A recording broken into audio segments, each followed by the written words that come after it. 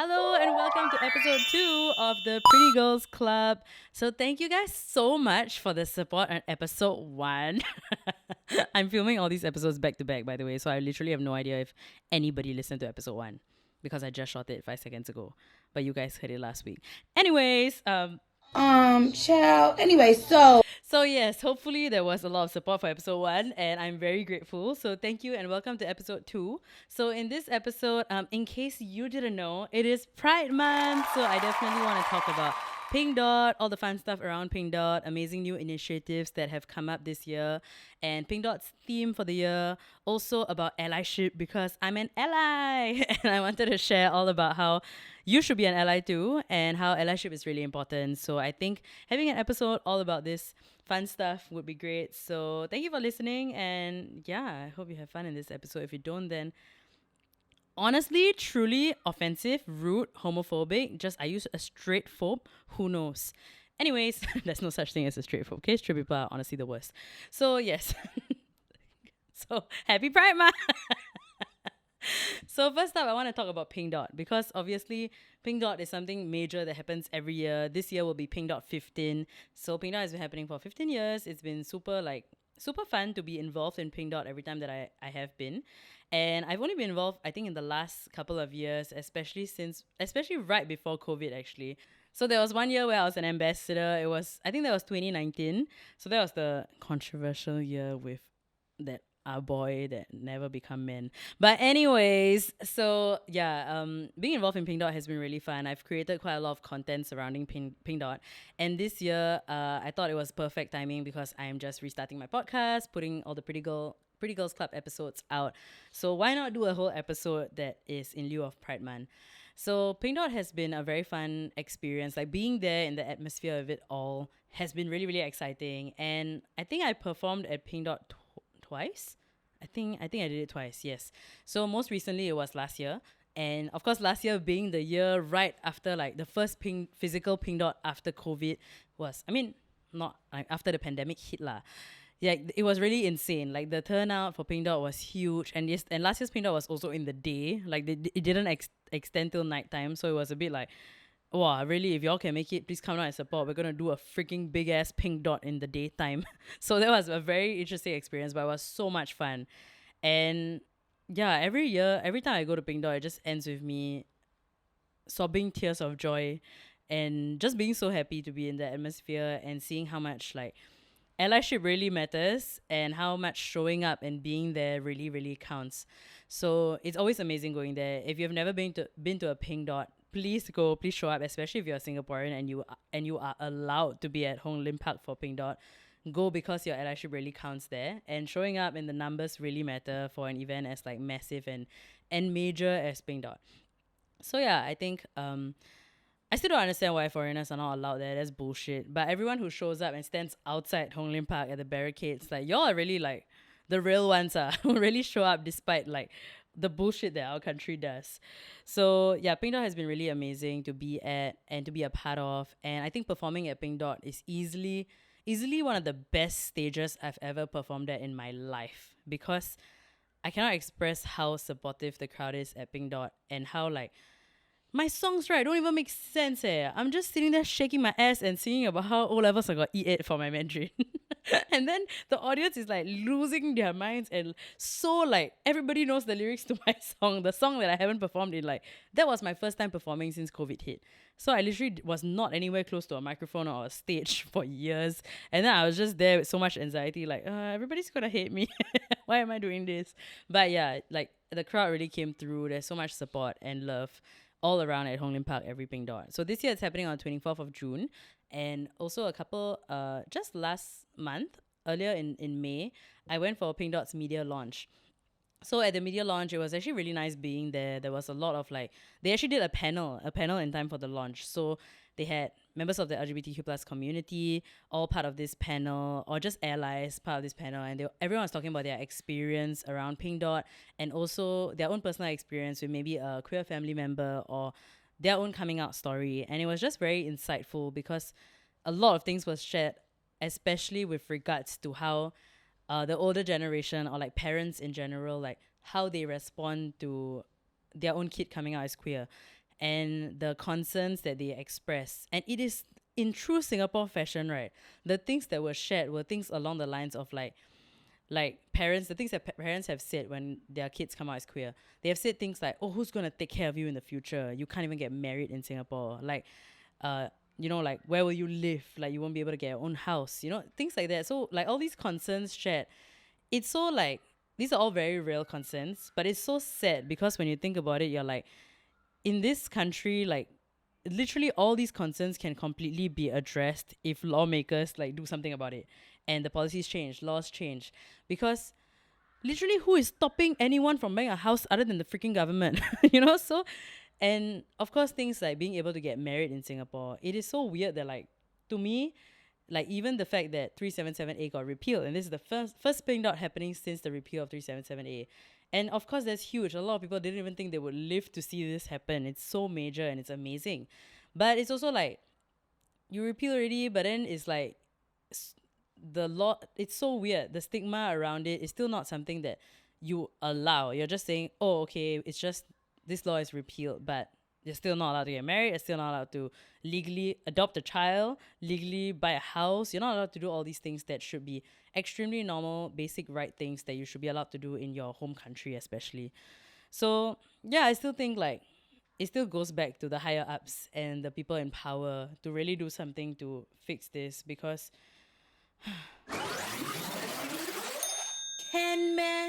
I don't understand. We want to talk about allyship is so important, but I think allyship on that scale is more important than anything else, honestly.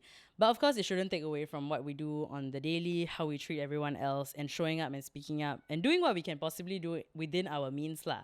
Because everybody has, like, different capacities, and I think as a straight person and as somebody who's been quite involved in a lot of, like, LGBTQ plus events and Pink Dot especially, I think using whatever platform you have, and I don't mean like a podcast, a YouTube channel, I don't mean platform like that, a social media platform. I mean literally, like, whatever seat you have at whichever table, using that power and privilege to, like, always spearhead this kind of conversations or initiatives or just change in general, wherever you're at, whether it's workplace, school, to just make any space that you're in safer for members of the LGBTQ plus community or any, like, marginalized group in Singapore. Because, like, what's the point, right? Like, I literally don't get it. We have so much privilege, especially as straight people in Singapore. And, like, really, what's the point of, like, living your best life, doing all these things, and knowing that there is, like, a massive group of people in this country that cannot, like, don't have the same basic rights as you. And that's to me is honestly damn gross lah. So yeah, do something about it. And if you're an ally listening to this, like, really showing up, speaking up matters. And going to events like Pink Dot and showing up matters, because I think a lot of us don't realize that we might have family members or friends that we have acquired accumulated over the years, like Pokemon, and you never know if someone's just in the closet and been in the closet for years and for the longest time, and they just never felt like it was a safe enough space to come out, or they never felt comfortable in their own homes or to their own social circles to come out.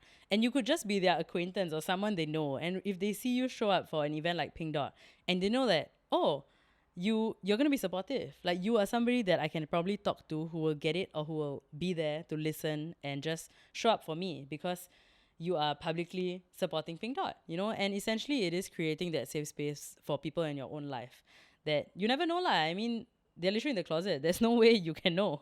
So yeah, I think it matters lah, as much as you don't think that, like, your one number or your one body is going to matter showing up to a big event like that. It truly does, especially because of how everything is on social media. Everyone sees everything that is said and done nowadays. So it counts, okay? You matter. And another thing that I really wanted to talk about is, of course, intersectionality. We always talk about being an ally and supporting the LGBTQ plus community. Why can I never get it right? I'm a dumbass eh. Fuck it up, sis. Fuck it up. We always talk about being an ally to the LGBTQ plus community. But I think when it comes to any allyship, right, it's always about intersectionality. Like, if you're going to talk about gay rights, LGBTQ plus rights in general, you also need to be able to use your platform and that space to talk about minority rights in general. And I think it's so, like, you cannot pick and choose what you want to be an ally for, because all these things are intertwined. And like, yeah, just look around in Singapore, look at all the things that we talk about on the internet, look at how certain minority groups are always marginalized, and you always see them, like, especially in media, you always see them presented some type of way, and you always see a lack of media representation for, of course, brown people, LGBTQ plus people. You see the similarities within all these minority groups, and it is all about intersectionality. So if you're going to speak up for one thing, it is important to use that platform to see what else you can do. And allyship is not about picking and choosing when to be an ally whenever it's convenient for you, because come on, man, it's not about you. It literally is never about you. Like, yeah, so yeah, I think that's something very crucial when it comes to allyship. And your allyship needs to be constant. So being consistent and for it to be constant is something that's crucial, because yeah, you never know when someone needs an ally. So this year's Pink Dot theme is actually a Singapore for all families. So I think it's a really nice theme. And if you watch the Pink Dot video, if you haven't, go watch it, because I'm sure it'll bring a tear to your eye. And yeah, it's always a very nice, beautiful video every year. And a Pink Dot for all families, it means, like, I think the concept of a chosen family is so important, because it is to me equally important, or even more important than, like, your biological family, because at the end of the day, it's about people that show up for you, make you feel loved and supported, care, and always ensure that there is a safe space for you. And a chosen family is crucial. So, like, never downplay it, or never feel like, oh, yeah, I have like, all my friends love me, sure, but my own family doesn't. Like, I think it's no way to live to do that, because at the end of the day, everybody should be entitled to a safe space, and wherever you find that safe space is equally important. And not everybody's fortunate enough to be born into a space that is forever going to be safe for them. And of course, a lot of people out there come from very, very toxic, like, family backgrounds and abusive relationships with their families, partners, things like this. So I think a chosen family and the concept of that, really, like, you see that a lot in the LGBTQ plus community. And even things like showing up and watching a drag show and going to events like that, you see this, and it really brings so much joy, whether you're part of the community or not, whether you're straight, ally, like, really showing up for these events and seeing how the concept of a chosen family is really, like, wow, it is, to me, it's even way more beautiful than a biological family, honestly, because this was a choice. This was not a duty, this was not an obligation, this was a choice to show up and be there, and to actively keep choosing to love each other. And to me, that's, like, one of the most beautiful feelings in the world, to, like, be in a space and just be absolutely loved for who you are, and to be your true best self. So yeah, I mean, unlike me, I'm on my worst behavior every other day. I'm always my worst self lah. But I mean, y'all seem to like it, so that's fine, I guess. Walao. Always, why is this becoming a self roast? But yeah, I think the concept of chosen families is equally important, if not more important. And yeah, every time you feel like you're not loved, just think about the friends and everybody who chooses to be in your life, right? By choice. And I think knowing that, right, should really just make your heart feel so incredibly warm, and make your heart feel so full. And you should always remind yourself that you're loved. And if you ever for 1 second feel like you don't have that community, or you don't have that safe space, I think showing up to spaces like Pink Dot and finding that community and making friends with people who also show up for events like Pink Dot, because clearly you're like-minded to an extent. Clearly you care, whether you belong in the community or not, ally or, like, part of the community, like, it doesn't matter, because at the end of the day, we are all here, and we're actively choosing to show up because we care. And that alone should be enough to make you feel like there is clearly chosen family all around. This is a safe space for me to be me, and it's a safe space for me to actually go make friends, mingle, talk to someone, and see if I can find like-minded people to just come to the next Pink Dot with, things like that. Because come on lah, let's be real. If we're all gonna show up at Pink Dot, I'm sure we all have common interests, and we're all gonna probably bump into each other at the same drag shows, same events, queer trivia night that I'm hosting. So I'm sure we all give a shit about the same things. So look for it, because I think it'll be life-changing when you find it. And another thing that I really wanted to talk about is that this year, when I went to Pink Dot's media launch, other than the panel discussion and everything, they also shared that they are launching a brand new initiative. So I thought this was really cool because it's a new initiative that's spearheaded by Uga Chaga as well as Pink Dot. And it's, of course, in partnership with a lot of local community groups. And it's essentially it's called My Family Matters, and it's essentially a support group for families. And it's a support group that is not your typical structured support group. So it's not like okay, you all have to attend this, and it's like, it's not structured. So that means it is very chill. It is literally support for families over a cup of tea. So showing up for like My Family Matters, it's going to be essentially a safe space for you to just be at. If you have a queer family member, you want to know how you can be there for them, you want to know how you can support them, whether it's a family member, friend, anyone in your life. And you don't have to be a member of the community. It is for families who maybe are trying to understand better how they can show up, be there in their possibly limited capacity. And also, I think it is going to be very important to get educated at a place like this, at an initiative like this. So especially if you have like family members, maybe like uncles or aunties who don't necessarily like understand how they can support you, or support like maybe your sibling who like might have just come out of the closet. This is a initiative that's going to be a safe space for them to learn more, ask anything they want to ask, understand what they could possibly be going through, and how they can possibly just support them and love them. Because nothing should change whether or not they were in the closet or now that they've come out of the closet. But I guess it's just about getting educated and knowing how you can be there and love them the same way. So yeah, I think it's a very important initiative. Go check it out. It will be linked in the description box, so you know when the first event's going to be and you know when you can show up and be there. And yeah, I also think Pink Dot is a time for really everybody to have fun, show up for your friends, your loved ones, go to Pink Dot, show your support, enjoy the amazing lineup of like music, activities, and all the fun stuff that happens in June in Singapore. Because even like at the projector, they're doing things like having a Pink Fest. I think it's called Pink Screen. The Pink Screen. Yes, I think it's called the Pink Screen.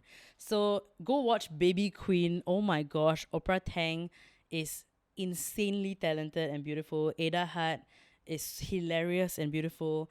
Like, go watch Baby Queen. I watched that at the Singapore International Film Festival and I cried and I laughed my ass off. It's so good, and I was honestly damn pissed off that like I thought that was going to be the only screening, and I was like, are you kidding me? More people need to watch movies like this. So I'm very, very happy to share that. This month in June, you can go watch Baby Queen at the projector. You can go watch a lot of other movies that are like LGBTQ friendly and themed. And yeah, go check out the Pink Screen. Go check out all the events that's happening this month. Go check out the baby boy parties. Those are always insanely fun. I'm sure riot drag shows will be happening too on Saturdays. And yeah, go support your local drag queens. Don't just watch RuPaul's Drag Race and then sit at home and say slay, slay. Go out and go and support, okay?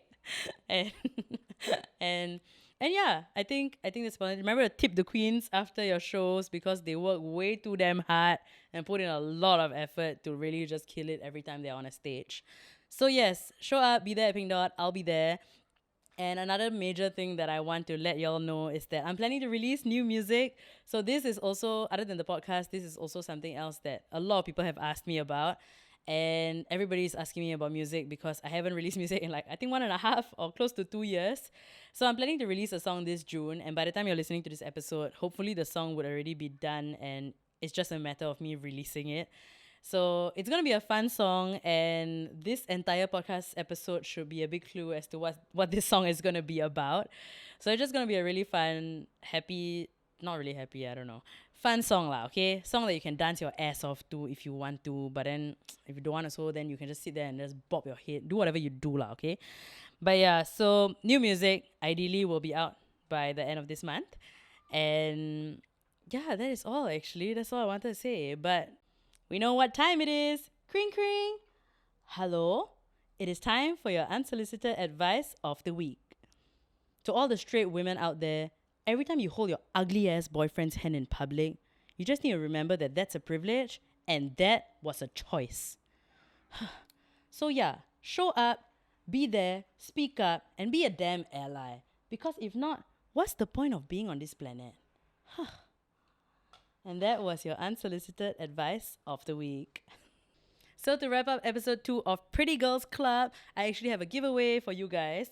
So this giveaway is actually from Prout. So I actually host queer trivia nights with Prout all the time. They are the cartoon queers behind Prout as well, and they are an amazing bunch of people that I have so much fun with every time we host queer trivia night, and I just love working with them. So yes, they also manage Prout. They have a whole store with amazing merch, and they are gonna extend a little gift set for you guys. So you can find out how to win it in the description box in my YouTube video. So if you're listening to this, then sorry lah, go to YouTube and go and check out the freaking details in my description box, and you'll know how you can win this gift set. So the gift set is worth $120, and they have really, really cute Pride merch, and you're gonna want to win this in time for Pink Dot. So make sure to follow all the deets, and hopefully you win. So all the best, and thank you so much for listening to this episode of Pretty Girls Club. Happy Pride, and I will see you at Pink Dot. Bye.